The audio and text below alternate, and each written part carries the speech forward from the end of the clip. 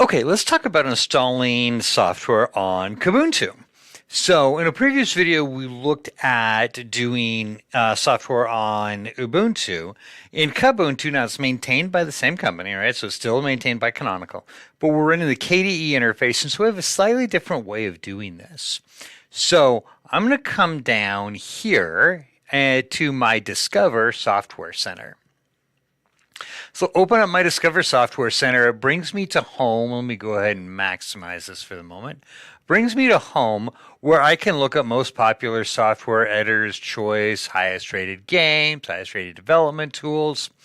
Before we get into all of our applications here, though, I want to show you a couple of other things.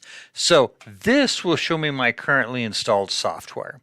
And so I can scroll down or I can search in my installed software and find applications, and some of them are going to be flagged right here as being Snap applications. And then I have the option to come over here and remove that software application. My updates I can find here. Now also remember, updates are going to show up for you down here through the software updater, so I can manage them there as well.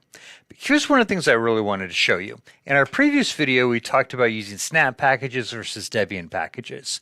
And so right here, we'll see in our settings for our Discover Software Manager, we have Snap, we have firmware updates, we have the Ubuntu repositories.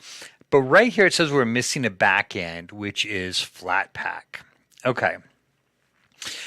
Remember we talked about you can install software from Snap, Flatpak, or from the Debian package managers.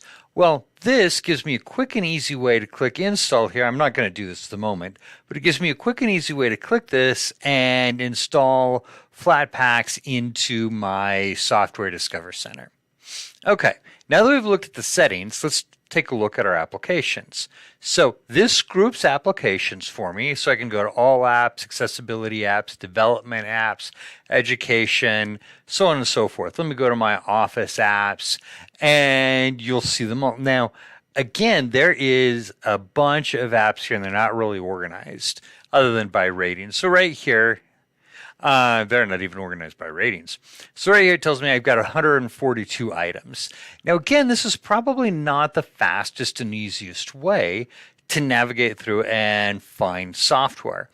But if I just want to scroll and see what I can find, okay, that's a way to do it. The easier way is to search for it. So I'm going to come back to all apps because I want to search in all applications, and I want to search for what we did in Ubuntu was Chromium. Chromium, I believe. Let me... why are we not finding our Chromium web browser? We're finding Chromium BSU, we're finding Chroma, we're finding all kinds of other things. No network displays. You'll notice it gets a little crazy here. But for some reason, we are not finding our Chromium.